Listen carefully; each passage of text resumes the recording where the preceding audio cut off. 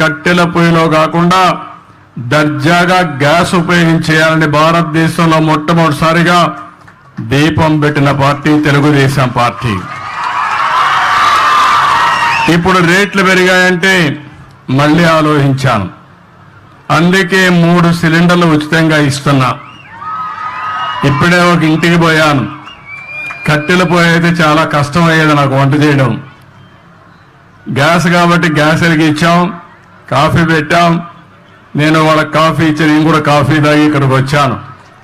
ఇది మనందరిలో ఆలోచన విధానాల్లో మార్పు రావాలి. అందరం సమానం, అందరికీ సమాన అవకాశాలు ఇవ్వాలి. కొంతమంది సమాజంలో కొన్ని అవకాశాలు అందిపుచ్చుకొని పైకి వచ్చారు. మనతో పుట్టిన వాళ్ళు చాలా మంది ఇంకా పేదరికంలో ఉన్నారు. ఇంకా కనీస స్టాండర్డ్స్, జీవన ప్రమాణాలు కనీసం లేకుండా బాధపడే పరిస్థితికి వచ్చారు. నేను అందుకని ఈరోజు వచ్చింది ఒక వినూత్నమైన కార్యక్రమంతో మేము ముందుకు వచ్చాను.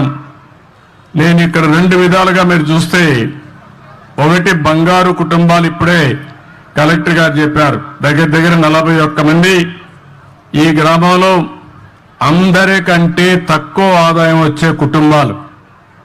అంటే ఇదంతా కూడా 20 లక్షల కుటుంబాలని రాష్ట్రంలో ఎంపిక చేశాం. మీ ఊర్లో 41 చేశాం.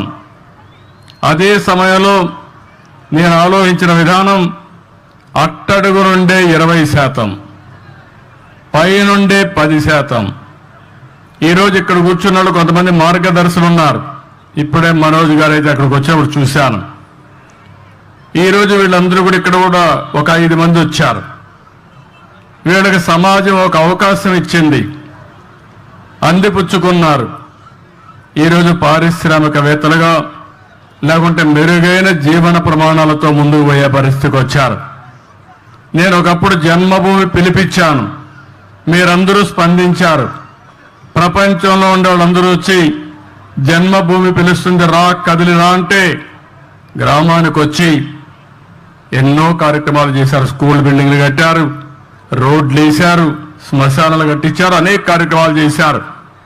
ఈరోజు నేను ఇచ్చే పిలుపు, ఎవరైతే సమాజంలో ఆర్థికంగా పైకొచ్చారో, తెలివితేటలున్నాయో, అలాంటి మీరు తిరిగి సమాజానికి ఇవ్వాలి.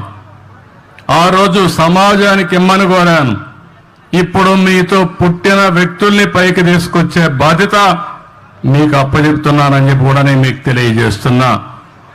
ఆర్థిక సంస్కరణలు వచ్చాయి.